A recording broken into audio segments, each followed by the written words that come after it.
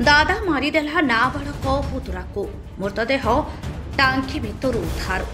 दोषी को फांसी दंड दियो।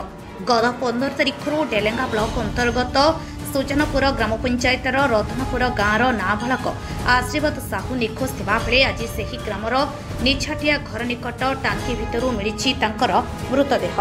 से पंचम श्रेणी रे पाठ पढ़ुथिले। तांकर बयस 11 वर्ष। संधानी कुकुर सेही ग्रामर निछाटिया घर चारिपटे बुलिथिबारु ग्रामवासी सन्देह प्रकाश करथिले। 7 दिन परे पुअर मृतदेह पाई परिवार तथा रतनपुर ग्रामवासी दुखरे भांगी पड़िछंती। सारा डेलांगा अंचल में शोकर छाया खेली जाइछि। पूर्व शत्रुतारु एपरी नृशंस हत्याकांड घटी थाइपारे बोली चर्चा जोर धरिछि। दोषी को फांसी देबाकू स्थानीय लोके दृढ़ दाबी करिछंती। नृशंस दादा बापी साहू पुतुरा को मारी टांकी भितरे पकाइथिबा सबुआडे चर्चा चलिछि। एही हत्याकांड रे आउ केउ माने संपृक्त अछंती डेलांगा थाना पक्षरु तदंत जारी रहिछि। डेलांगा जटनीरु नीलांबर मिश्रଙ୍କ रिपोर्ट आम ओडिशा खबर। आया मोर रतनपुर ए घटना 7 दिन आज के गला। आम भी पिला अछंती 3-3टा पिला पाठ पढ़िया जाई पारना आमे घटना कि जानी पार नथलु। संदेहदार थलु। आमर ग्रामवासी समस्त जानी जो संदेह थे से पुलिस वाला 7 दिन भीतर धरिले। से संदेह ग्रामवासी समस्त संदेह थे।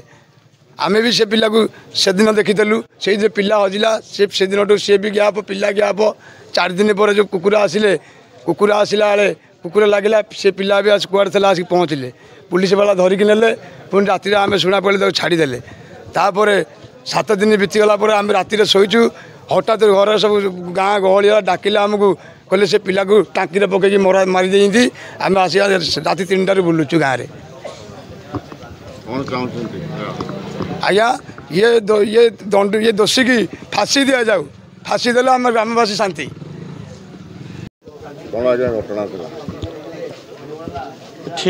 रतनपुर ग्रामर बापी साहू नामक जड़े युवक जे कि आशीर्वाद साहूर संपर्क दादा हम तार परित्यक्त घरर पछपट पाइखाना टांकी बापी साहूर पाइखाना टांकी आशीर्वाद साहूर मृतदेह उद्धार करा 15 तारिख दिन लोके सन्देह कर 15 तारिख दिन ता सहित अप्राकृतिक यौन क्रिया से करी आउ काले से प्रकाश कर ता भୟରେ मर्डर करी से पाइखाना टांकी पड़े पकई बापी साहू 4 दिन फेरार थिला।